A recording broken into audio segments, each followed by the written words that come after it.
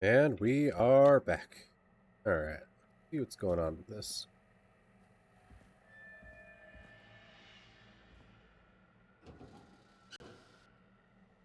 Little scavenger hunt here.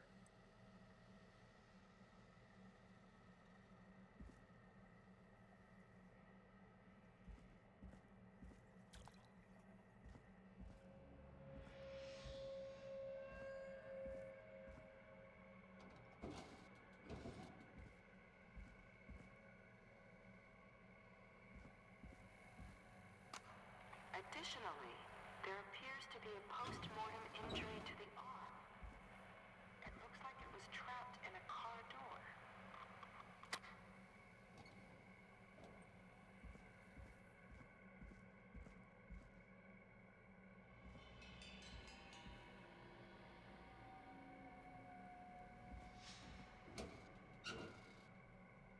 Another photo.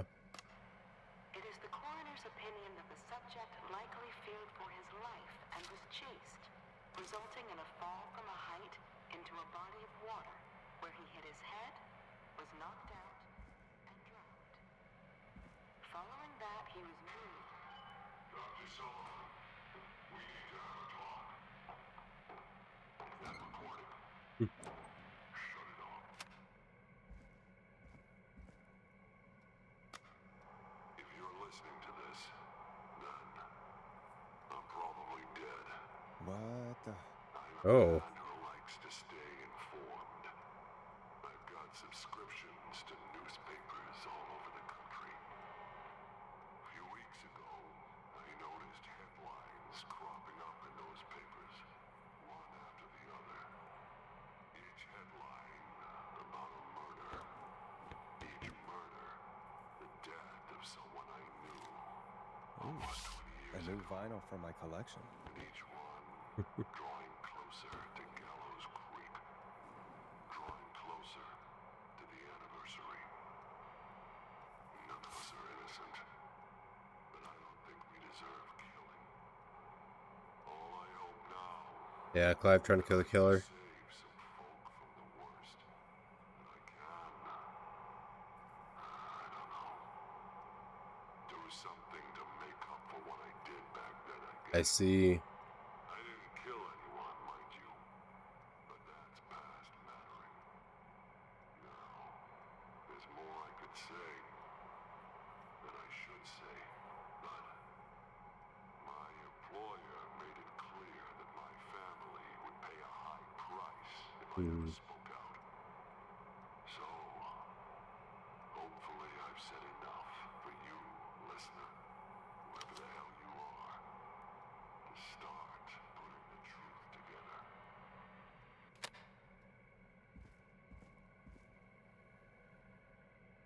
What the hell? Peggy is not gonna believe this.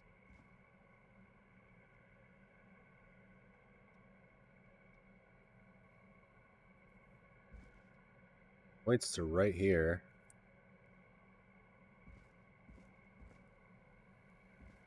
I'm gonna bring these back.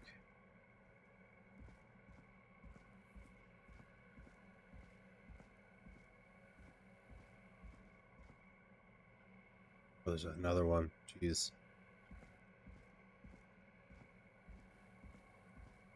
Help, I'm lost.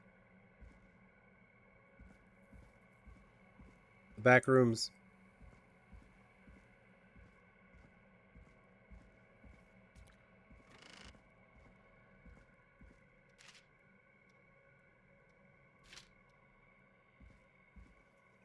What have you found, Forrest? It's an autopsy tape. Doesn't say for who, but I think it must be for George. Poor George. He was so young. Something's bugging me, Peggy. What do you mean? I swear I recognize the voice of the woman talking on the tape. I just can't place it. Seriously? Do you think you've met her before? I don't know. I mean, I just got here recently. I don't know. I found a tape that introduces a new detail to the story.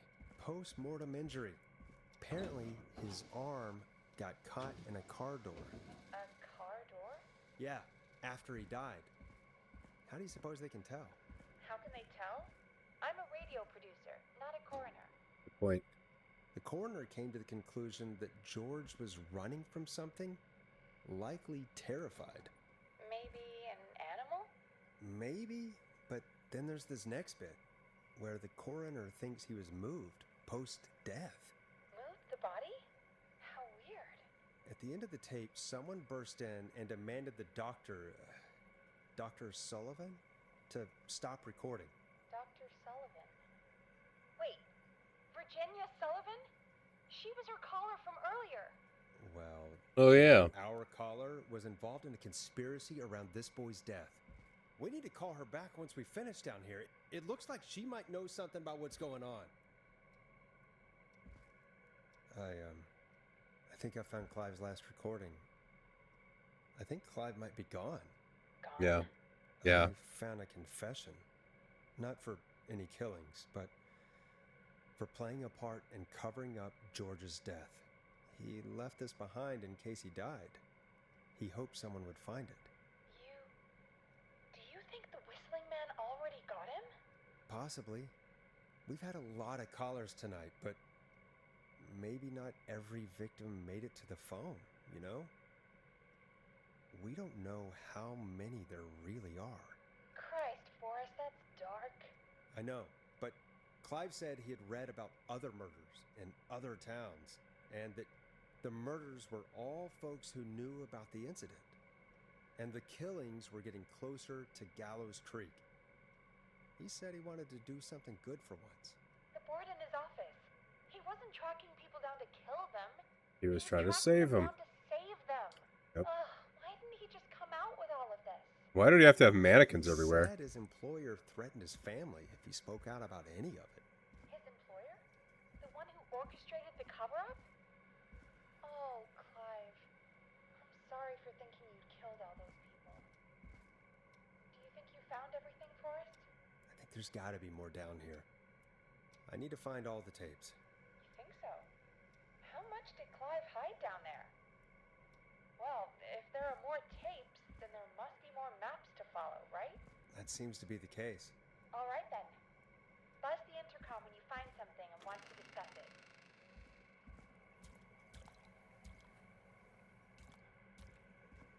Oh, another one somewhere.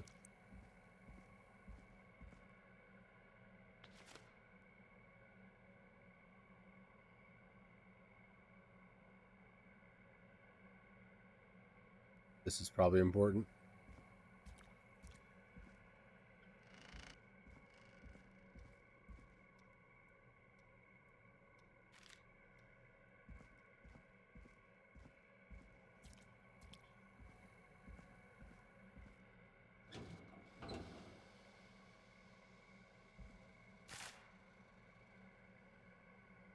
This is also probably important. When entering codes and commands, sequential key depressions must be made within 4 to 5 seconds of one another. 4 to 5 seconds elapsed without a key depression. The entry will be aborted and must be repeated from its beginning. Observe this precaution when performing any of the procedures in this manual. If you make a mistake while entering a security code, stop, press the asterisk, then start over. You stop in the middle of entering a code and then immediately start entry over, an erroneous code might be entered. Factory access codes. Introduction. Our state-of-the-art security system uses a 6-digit code system. Simply enter the code into the keypad and feel total peace of mind. The Starling Security 4000 system comes with a range of features. Default features for these features are listed below. Please change these codes immediately to prevent unwanted entry. Okay. Maintenance call, alarm test deactivation, and entry code.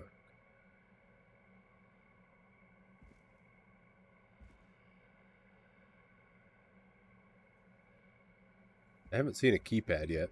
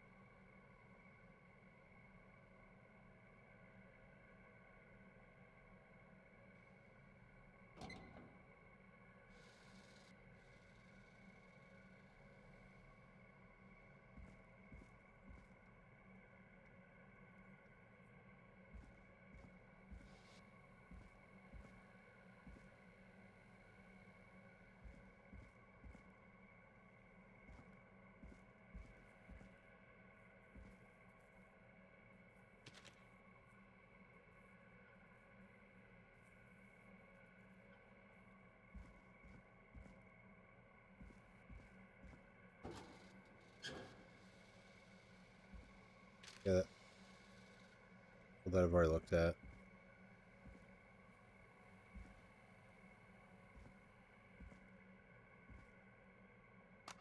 Preliminary toxicology results shows no signs of inebriation. However, a high amount of cortisol was found, indicating elevated levels of stress in the immediate moments before death.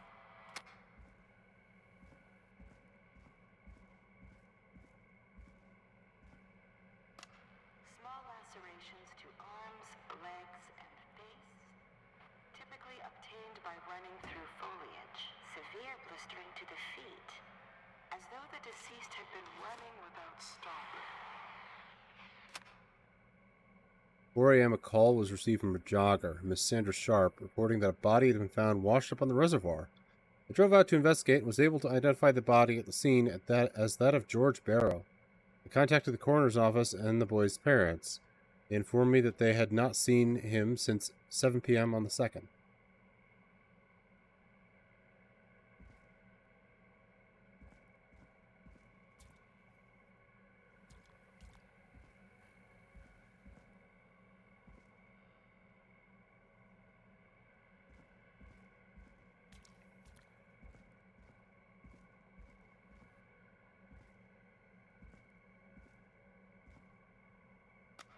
Preliminary tox...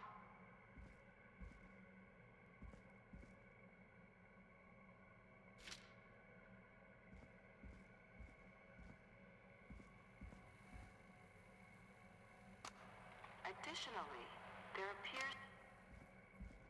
Maybe I go back and talk to Peggy.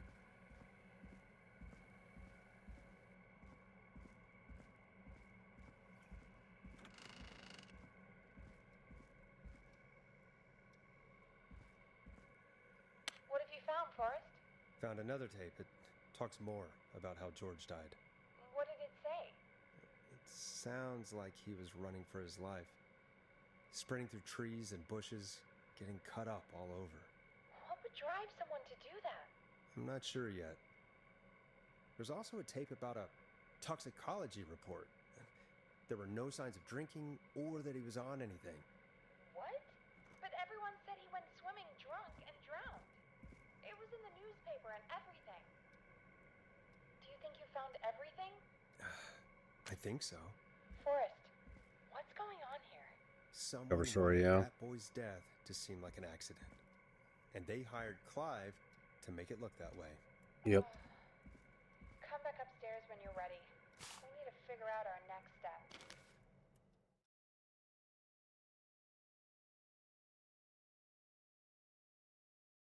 Thank God you're back, Forrest. I've been running out of stuff to pad our airtime with. Peggy, you work in radio. Forrest, I'm stressed. I mean, really. How are we supposed to keep a show going with all this happening? The show is the most important aspect of this. This is our job, Peggy. We do. Gotta do it. You're right. So, what's the plan now? I think we should call Virginia back. All right, I'll get her on the line. Hello again, Gallows Creek. This is Forrest Nash. We're circling closer to the truth behind tonight's events. To this end, we're calling back one of our earlier callers, Virginia Sullivan.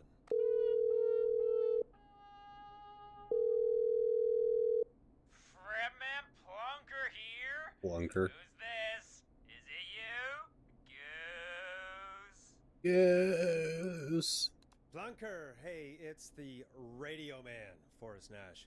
Radio Man? What's up? Solving mysteries, saving lives. The huge. The huge. Right on. Plunker, what are you doing at Virginia's house? She asked if we could stay to keep an eye out for that whistling turd. So we're hanging out, bro. Well, that's big of you, Plunker. No, it's nothing. Can I speak to Virginia? Sure thing, Radio Man. I'll just go get her. Who is this? Hey, Virginia, it's Forrest. I'm glad you're still okay. Oh, Forrest.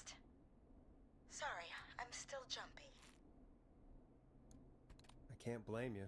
I'd be jumpy too. I'm so sorry this happened to you, Virginia. I thought I was. I thought. Easy. We're not calling to talk about earlier. We're calling because we think you can help us understand why this is happening tonight. Me? What would I know? Does the name Clive mean anything to you? Clive? No. I don't know that name. What are you asking about? Sure you don't. You mentioned that name earlier when you called us the first time. I don't know what I said then. I was petrified, Forrest. Clive's the janitor at our station, and we know you spoke to him in the past. Forrest, please. You don't know what you're doing. He'll come for me. Virginia, it's okay. Clive won't be coming after you. We think Clive's dead. Dead? But isn't he? He's the whistling man, Forrest. We found evidence to the contrary. But It's true. And we found your autopsy reports for George Barrow. how? I saw him destroy them. Well, he didn't. I don't know if he kept them or made copies or what, but we found them. And we know it's related to what's happening tonight, which is why we called you. Why did you stay quiet? All right. One day, I came into work to find Getting there. a boy on my slab. And as I finished the autopsy, this man, Clive, he just burst in. And he started making demands to give over the reports, to falsify what I found. Of course I said no. But, well, when someone wants to make you do something, they can use the carrot or the stick. For me, he used both. You see, my sister is sick. She has a chronic condition that's never going away.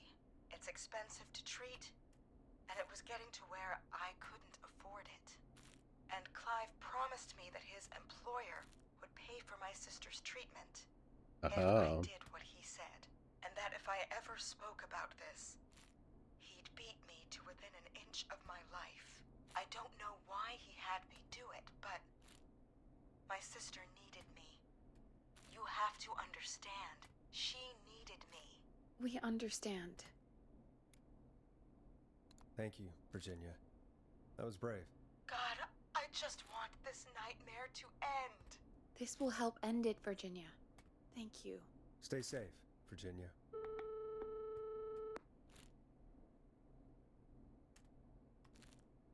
So, Virginia's tied up in all of this. Clive threatened her to keep quiet about George's death. But for who? Why cover up these details? We could try Sandra. What would Sandra know? I don't know, but we have to start somewhere.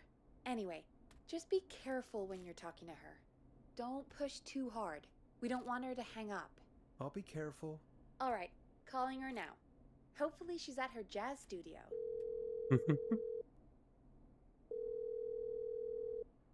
Aha! Forrest, you're through. Hello, this is Sandra at Jazz Pizzazz Jazz Studio. Who is this?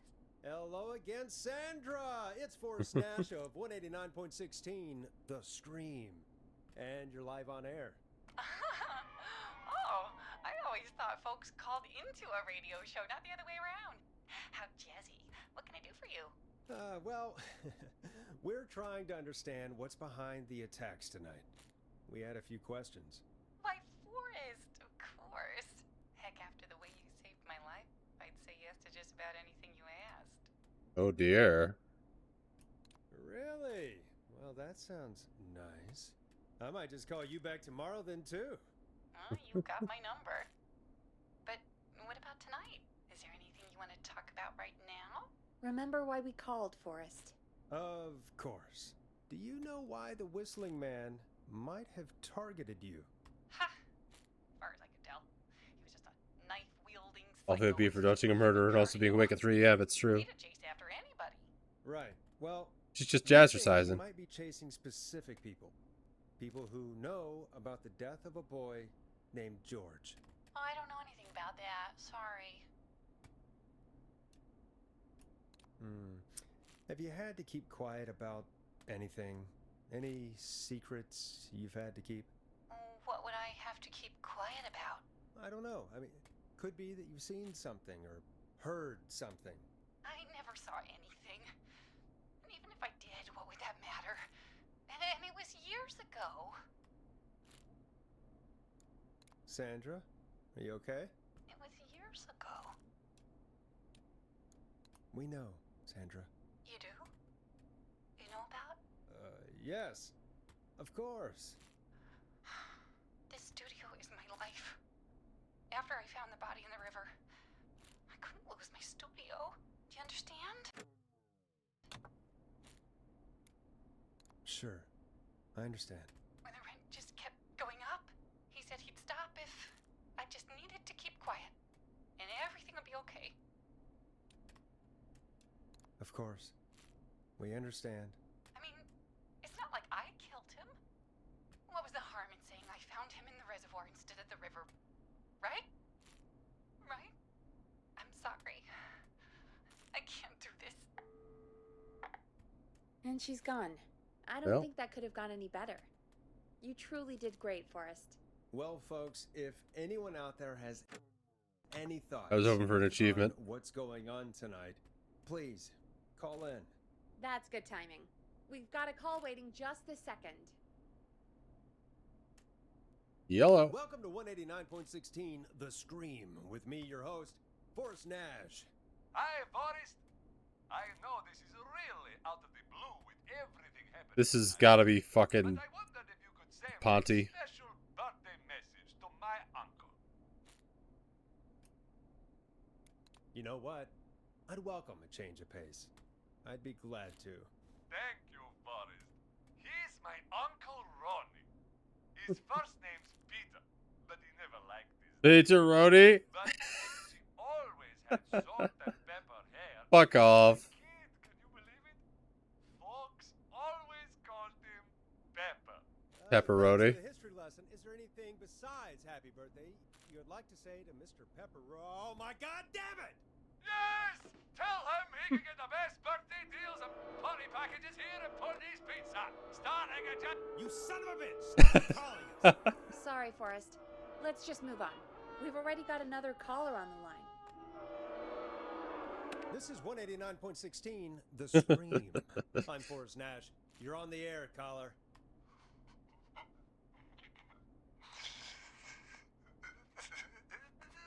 Caller. Stoners again.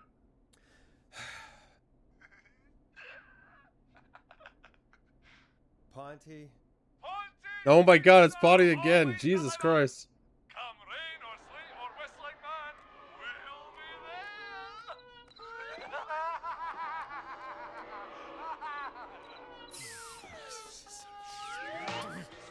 Forrest? Forrest? Are you okay?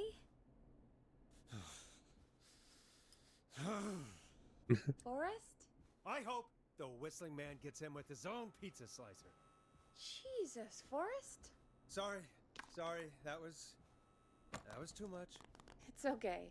It's been a high-stress night. Don't worry about him anymore, okay? Not for tonight, anyway. I think he's spent for now. We've got another call, whenever you're ready. Folks, don't spend your money at Ponty's Pizza.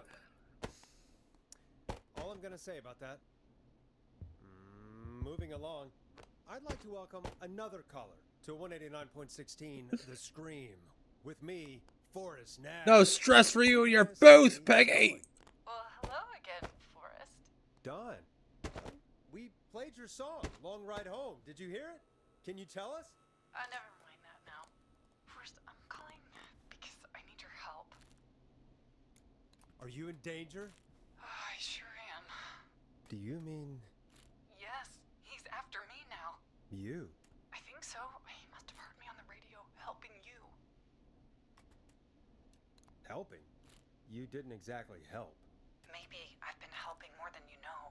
I was out following a lead, trying to work out who would be next after Chuck. And what happened? And I started to feel like I was being followed.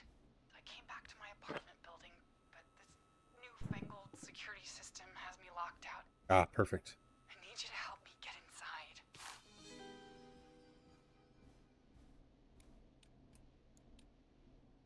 Don't you have a key to get in? Starling 4000. User manual. Yep. Yeah. Gotta grab that. These codes should come in handy. Only for the apartment door. The front gate requires an entry code. The future is electronic, I guess. I need that code to get inside. Which apartment block do you live in? Maybe one of our listeners lives there too. It's the New Woodside apartment building between the town hall and the trailer park. But I doubt any of your listeners live there. I don't have many neighbors. Sounds like a prime piece of real estate. Sound really carries at night. Shit.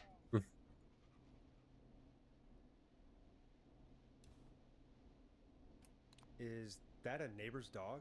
Yes, it is. Boy, I wish he'd muzzle that thing in. Oh. And now he's blasting David Scopo out of his window. This night can't get any. He's coming down the street. I don't think he's seen me yet. Forrest, please. I need your help. I need the code for that security system, or I'm gonna die.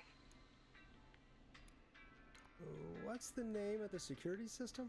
There's a sticker on the box. It says Starling Security 4000. There's a keypad, and it looks like it wants a 6-digit number. Perfect. Starling Security 4000, huh? That's right. Very newly installed. I need the key code before the Whistling Man gets me. Yeah, of course. Don't worry, Don. Thank you, Forrest. I knew I could count on you. I'll sit out of sight. Call me back soon. All right, folks. Here's a little tune for you all to enjoy while I try to break Dawn into her apartment. 189.16. You were pretty quiet there, Peggy. Forrest. Was Yeah, it Dawn just doesn't me, seem or trustworthy. Was there something? Yeah, it wasn't just you. Something was weird about that. Yeah. Well, tell you what. We have a Starling Break in to kill 4000 somebody, or yeah. Whatever. Here at And we Key never West. heard the Whistling I Man. bought one for the station. Maybe we can find something to help. Well, I'm not sure who, but to help someone.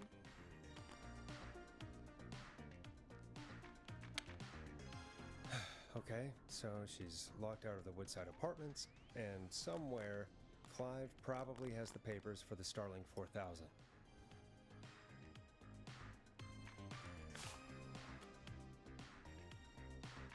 Welcome back, Forrest. Find anything? The Starling 4000 security manual. It's got a bunch of codes. Good. And did you find anything else? Nothing except the manual. All right. Well, I'll get Dawn back on the line then, Forrest. I'll let you take it from here. Thanks, Peggy. When you're ready, shut the music off. That is a good point. Where is the trailer park? I know I've seen it. Okay, Oh, well. Forrest, shut the music off. Oh, well. Line 1, whenever you're ready.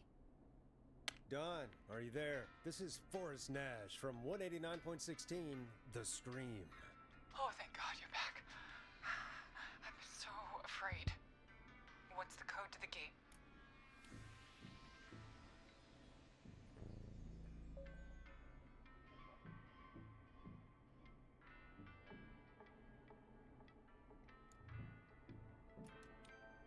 The code is 715914. Thank you, Forrest.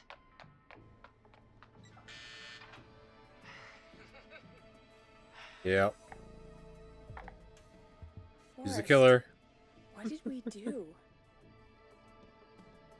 Let's just see what happens. Forrest, there's another call coming in. Evening caller, you're live on. Forrest! Oh no, it's Roller Ricky. Dude, I just saw a shadow. God damn, how do you even get in?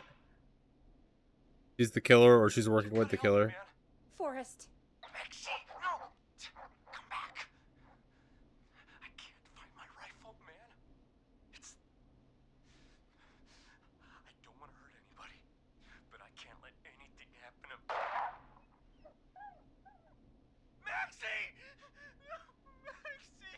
No!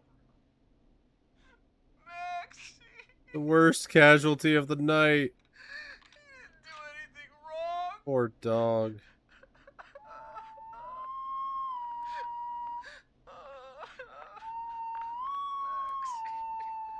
Oh, we fucked up. Thanks again, Forrest. Oh, God. Poor Ricky.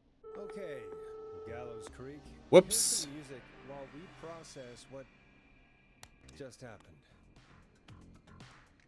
So, the whistling man is a woman? I had my suspicions. Yeah, sure, Forrest. You just never mentioned it. She called up. You spoke to her multiple times. Yeah, she seemed pretty normal. Why do you think she requested that song?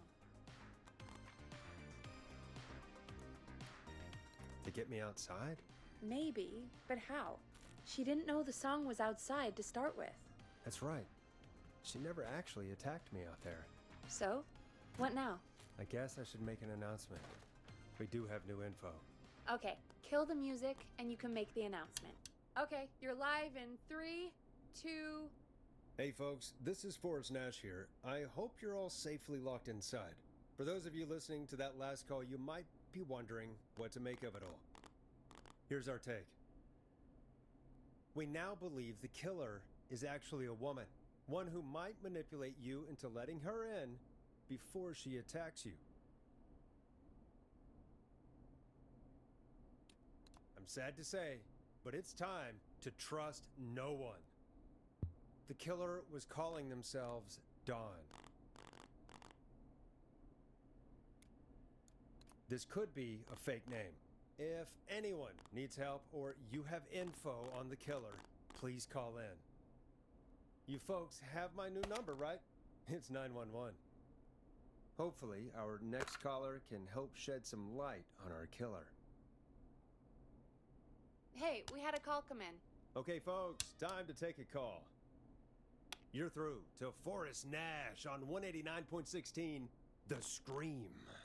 Hey, The man. sweet. Murphy? Damn straight. What's going on, Murphy? You in danger again? Nah, man. I've just been listening to the show here at home.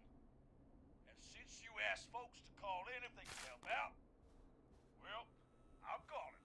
I don't know if I can say as much as other folks have, but I figure I wouldn't be a good role model to Fernando if I didn't try to help, you know? We really appreciate that. 100%. Thank you, Murphy. Oh, thanks. So, what do you want to know? Well, I guess you'd get what beat up can by you a girl. tell us? I don't know, really. All right. Well, do you know anything about the death of George Barrow? Absolutely nothing. Okay. What about the killer herself? Herself? Man, I didn't get my ass kicked by a lady. The man I went toe to toe with was a man, man. You heard the last call, right, Murphy? Yep. So you know it's a woman, and you were trained by a VHS, Murphy. I know, but man, how could it have been a woman under that mask? Let's just move on. Do you know anything about the history of the Whistling Man? No, sir. Tonight's the first time I ever heard of him. What? I moved here 3 years ago, man. What do you want from me? Nothing. You and Fernando just stay safe. Right. Sorry I couldn't help y'all more, man. Now, if you'd have asked me about gators. Forrest, we have a call coming in. Sorry, Murphy. I think that's all we've got time for right now. All right, all right. I'll catch y'all with the gator talk later. Night. Later, Gator. Well, folks, that was a bust. But perhaps our next caller has more they can tell us. Let's find out. This is Forrest Nash, and you're listening. Please help me. My name is Casey Moore. I'm at 25 Nancy Drive. My best friend's been stabbed. He's bleeding everywhere. I don't know what to do.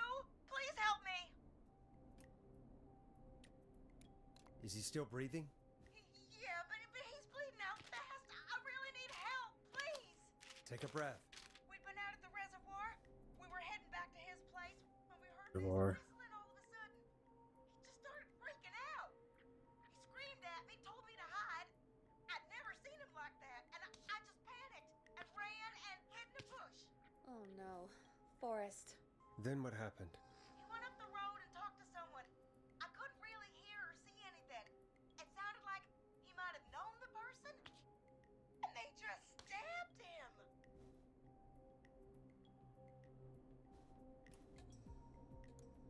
Casey, was his attacker the Whistling Man? The who? They had a mask and wore all black? That's all I know. Please, we need help here.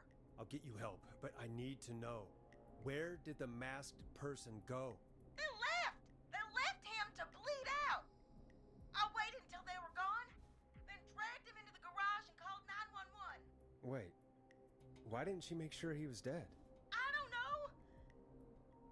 I think I heard them say something like, "It's not so funny now, is it?" before they left, but please, he needs to get to the hospital. I can't drive, so we need an ambulance. Forrest, the ambulance was destroyed in the explosion at the gas station. You should get all the info you can.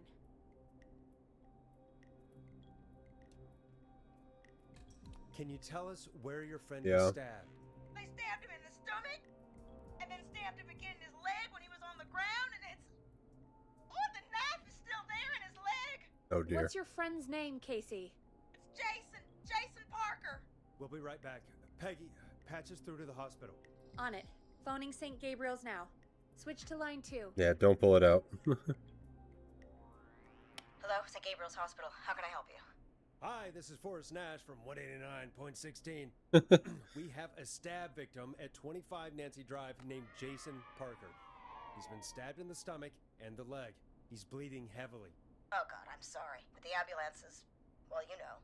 I know, but please, we need something or he's going to die.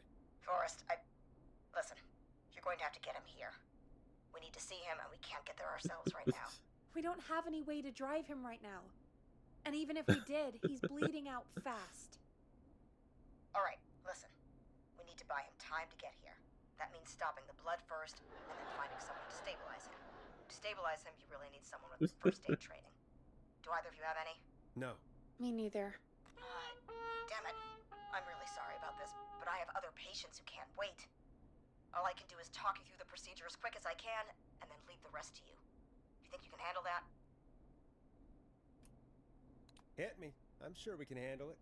Okay, from the top. If he's bleeding out, then you need to get him comfortable and try to stem the bleeding. Lay him down. Apply continuous pressure directly to the affected areas.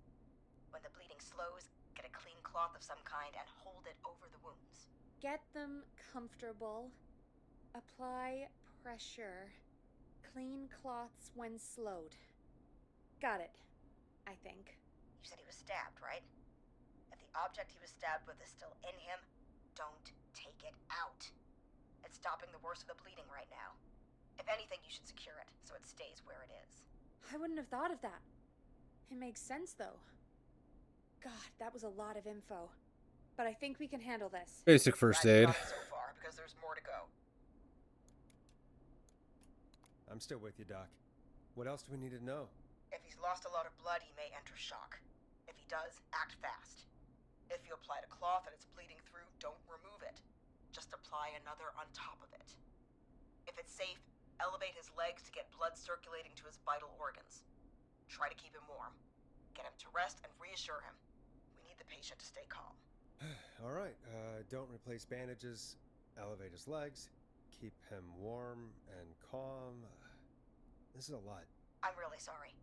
That's as much as I can give you right now. Try to stop the bleeding, find someone to get him stabilized, and get him here as quick as you can. Good luck. All right, Forrest. Casey's still on line 1. Hello? Hello? Forrest, are you there? I'm here. How is Jason doing? Badly. He's still bleeding. I need help. I've been putting pressure on his stomach wound since you left, but he's still bleeding. I don't know what to do. That's good, Casey. The nurse said to do that. What about the knife in his leg? It's gotta be hell. Should I pull it out? No! No, don't touch the knife. The bleeding will get worse if you pull it out.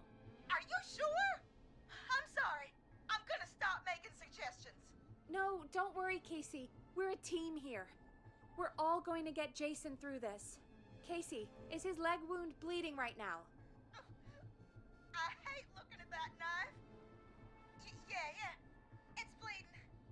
His stomach is worse, though. I think we need to secure the knife so it doesn't move around. Do you have anything you can tie around it? Yeah. There's some laundry piled up on top of the dryer, some cloths on the hood of the car, and what else? I guess I've got my jacket. Look in the laundry for something like a towel or a shirt. Hold that over the wound. Okay. Looks like I'm gonna have to buy you some new whites, Jason. Here we go. I'm sorry, Jason. It's secure. I'm putting pressure on his stomach again. Oh, I'm starting to think we might make it. Forrest, can I have a word? Casey, I'm gonna have a quick word with Peggy. Keep putting that pressure on and let us know when the bleeding is under control. You're doing great. But what if something happens? We'll still be here. Just shout if you need anything, and we'll be there. I promise. Okay. I'll wait. Jason, please be okay. What's up, Peggy? We can't stay on the line with her all night. Dawn is still out there. What if other people need us? You're right. She's probably on her way to her next target right now. Exactly. And you heard the nurse. We need someone there with training who can stabilize him. He's got to get to the hospital somehow.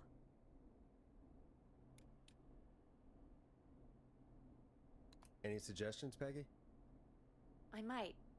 A little before you started working here, KFAM did a mandatory first aid training course.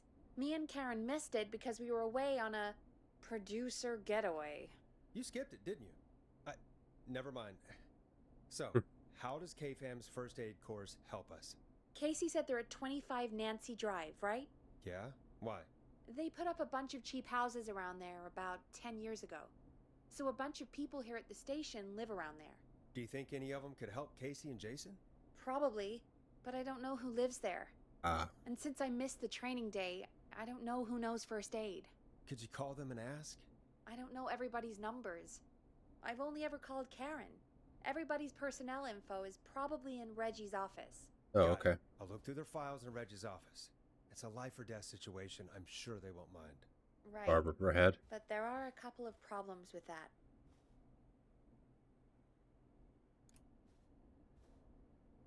Naturally. It's sensitive information, so Reggie probably locked it in his safe. Great. Great. Do you have any idea what the combo for the safe could be? Not a clue. Reggie's a serial note taker, though. Mhm. Maybe something in his office will give it away. Right. There is something else. I'm not gonna like this, am I? Have you ever heard, "The future is floppy"? I have. What the hell are you talking about? I'm talking about floppy disks. Floppy disks are like these futuristic things that have information on them. You put them in a computer and they do something. Peggy, I know what a floppy disk is. Anyway, Reggie decided that the future is floppy and started phasing out our physical records and replacing them with these floppy disks. I imagine it's the same for our personnel files. That's good to know. Since we haven't heard anything from Casey, I'm guessing Jason's okay for now. So floppy. I'll check out Reggie's office and see what I can find. You'll need a key for that. I'll just slide it under my door now. Thanks, Peggy. I'll just have to look around.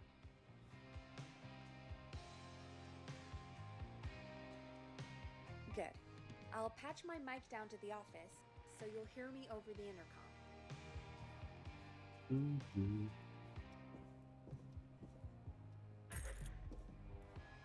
I just got the achievement Master of Unlocking. Probably means I got all the keys.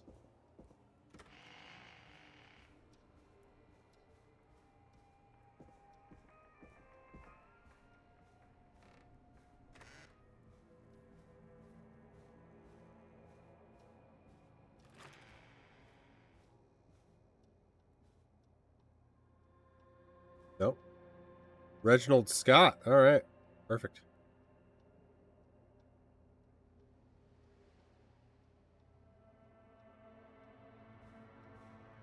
X-Files. Hey, Peggy, you there? Yeah, I'm here. Did you find what we need? I can't figure out how to get into this stupid safe. No worries. We still have a little time. Reggie writes almost everything down somewhere. I'd recommend you start reading. I'll have a look around. You're probably right. I'll let you know when I find something, or don't. Could this be it? Pizza killer delivery who kills with a pizza cutter. Free slice on me. Terrifyingly, there's never any pizza. Happened the original delivery guy. Maybe write him in as a final girl's boyfriend. Writing a script, it looks like. Protagonist is a college student, Megan, surname to follow. Smart, beautiful, resourceful, lactose intolerant, amplifies the divide between her and the pizza killer. Takes place on 11/07, very important date for the town. Great goose gathering event where a large number of geese appear suddenly to and save the town from starvation. Try to link this into the greater story. Need to kill off Megan's support network throughout the movie, like Acts 3, but even scarier. Maybe partner with Pawnee's Pizza for the launch. 1 out of 10 orders just receive a pizza cutter. Tickets to the movie. Looks like I need a 4-digit code. Acts Forever. Need to write a pitch document. Good title. Bring back the original protag and villain.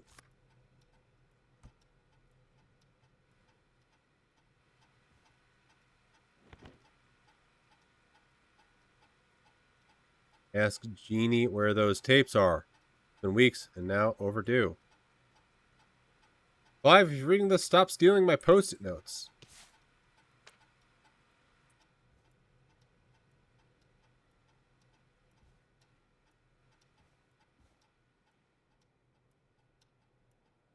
Hint, very important date.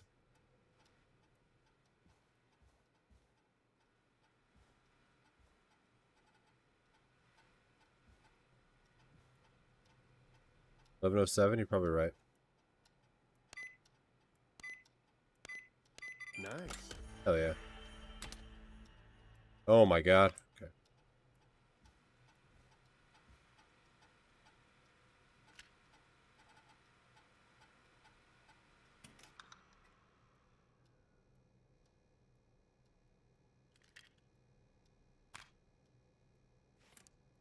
Hey. What was that? Yeah, big bucket new eject, yep. Very satisfying too.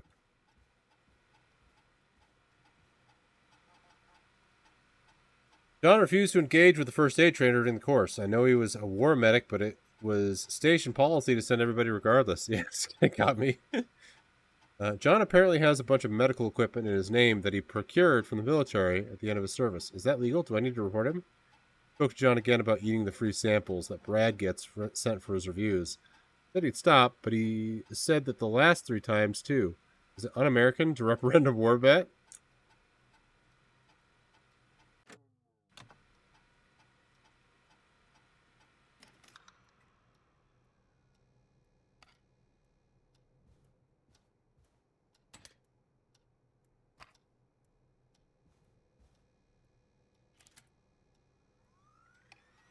Get a load of this, Peggy. Apparently, I'm a lone wolf type. Forrest, what are you doing? We don't have time for this. That's my file. Literally dying on the line, and we're more interested in you. You're right. I'm sorry. I need to focus on possible candidates. I can read the rest of this later. The Hedges is impossible.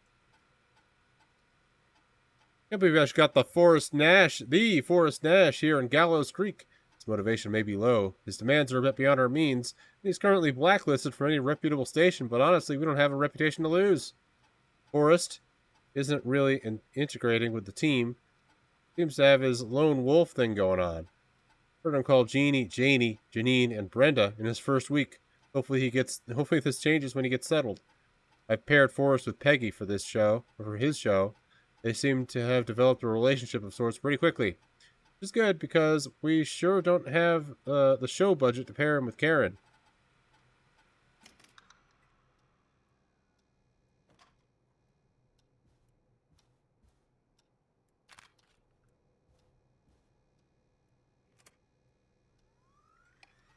Hey, Peggy. I think Reggie's on to you and Karen. Maybe don't bring those little drink umbrellas into work for a while. What? Why are you reading my file? You need to find someone who can help Casey. We already know I can't. Don't waste time. You're right. I'm sorry. I need to focus on possible candidates. I really shouldn't have read both. We're in a hurry. I've never seen somebody gel with everybody as quickly as Peggy has. Karen, and Barbara have really become a little family already. Maybe we need to run the station on girl power. Hopefully it's cheaper than electric. Sometimes I wonder if Peggy secretly wants her own show. She hasn't been shy about getting involved in the calls on the stream. Sometimes it feels as though Forrest could just leave for a coffee mid-call and nobody would know. Peggy and Karen have missed another work event, this time first aid training, because of their training sessions. The collection of cocktail parasols grows after each session. Why are they doing training sessions at a bar? Okay, so Karen's off the list as well.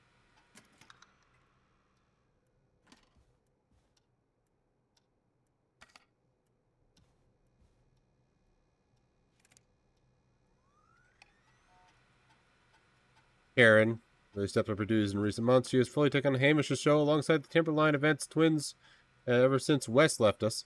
Hopefully she doesn't get any ideas about being paid double. Karen has started mentoring Peggy. I think this will be really good for Peggy. They are even doing team building training getaways to improve efficiency. Update, I'm starting to suspect that these producer training getaways are being strategically timed. They've now both missed Secret Santa, first aid training, and the Teddy Gallows Jr. station visit.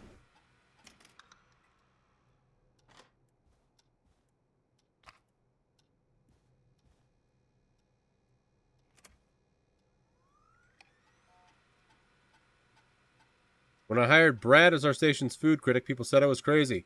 We only have 3 takeout places and a diner. What's the point? To them, I say, you can't be afraid to explore the darkest reaches of the unknown. Or Henderson. Bradley and Barbara seem to be spending an awful lot of time together. Didn't realize she was so interested in Brad's work. Maybe I should join one of their after-work meetings sometime. Always wanted to learn more about food. Brad and Barbara ended up missing most of our first aid training session. Brad made a joke about practicing mouth-to-mouth, and Barbara got really upset and stormed off. The joke wasn't that bad. Brad's out. Barbara's probably out too.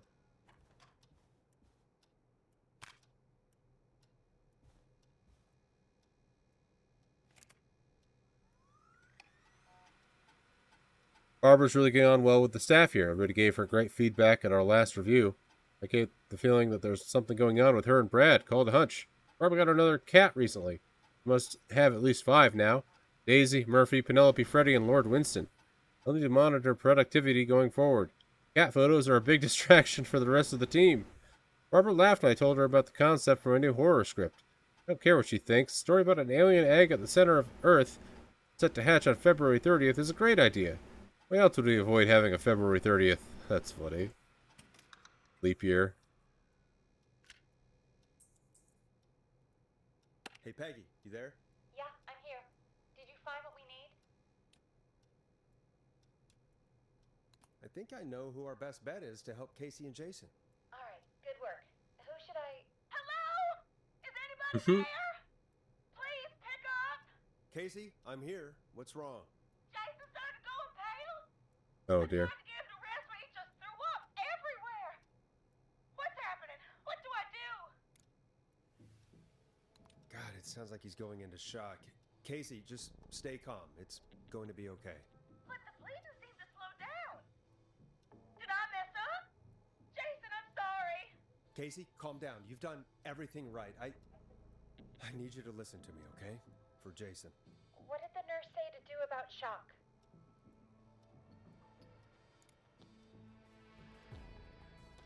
Casey, I need you to elevate Jason's legs. We need to get the blood flowing to his vital organs. Got it. Jason, stay with me. I'm just gonna move you. This might hurt. Okay. I propped his legs up on some boxes. I'm looking at my notes. We need to get Jason as warm and comfortable as possible. Do you have anything you could use nearby, Casey? Yeah. I still have some laundry next to me. I'll wrap him in some blankets. Just give me a second.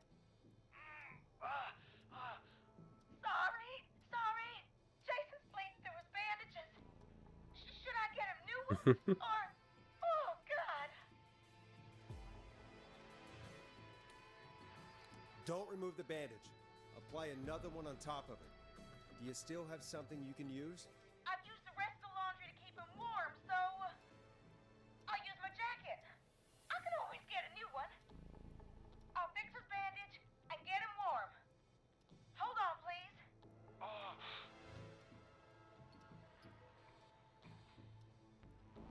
Sorry. I'm done. You're gonna be okay, Jason. Just relax now, okay? Boris, I'm scared. He's not doing well. Is he? Is he gonna?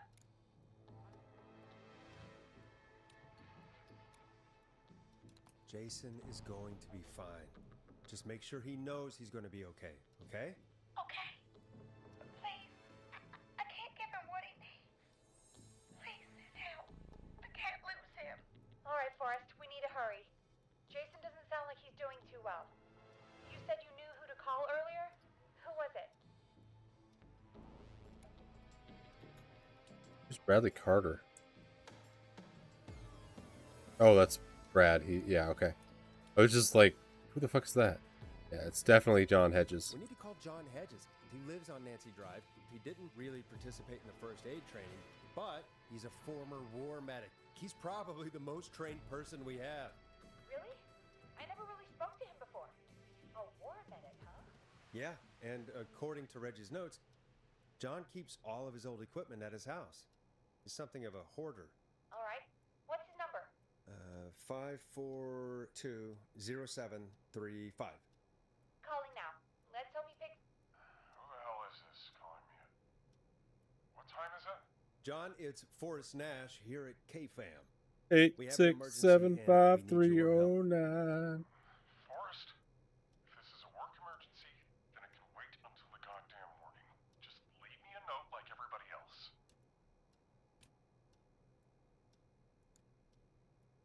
A man has been stabbed by the Whistling Man, or... Never mind. He's lost a lot of blood, and he's passed out. We need you to help him. The Whistling Man?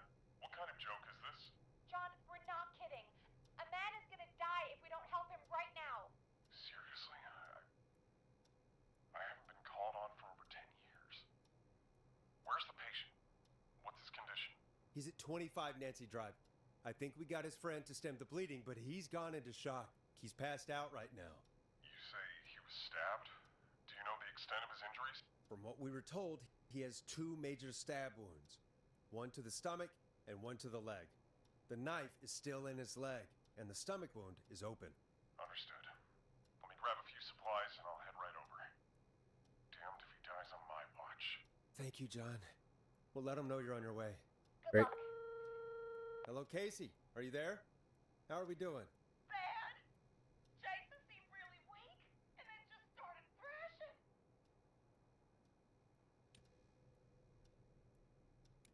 What about now? Is he still thrashing? He's passed out. Please tell me you found someone to help. Casey, help is on the way. My colleague will be there soon. You hear that, Jason? Someone is coming. You're gonna be just fine. Just hold on for me, okay? Just hold on. Come on. Hello, Casey. This is John Hedges. Balls are tangled up. Please let me in. I'm guessing that's Jason there. Casey, I'm gonna need your help. Forrest, Peggy, don't you two worry. We've got this from here. Okay. Hell yeah. Forrest, we'll call you back later. I have to go now. Good Awesome. luck, everyone. God, I hope he's gonna be all right. And with that, the show moves on. We're sending our best wishes to Jason. Hell yeah. Well, after all that excitement, I think we could use some music.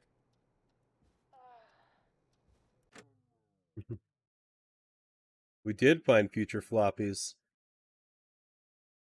Come back upstairs when you're ready. We found present floppies. Surprised there wasn't a record back here somewhere.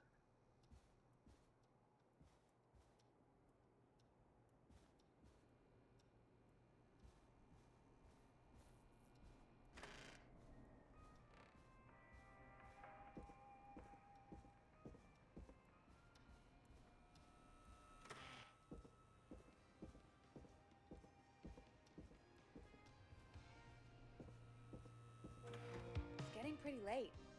This might be your last break for the night, so try to enjoy it. Give me a buzz when you want to go back on air. Speaking of breaks, we're going to take a short break right now. I'll be right back. I think we can finish this in the next... It sounds like that's like them letting us know it's going to be the last bit of it.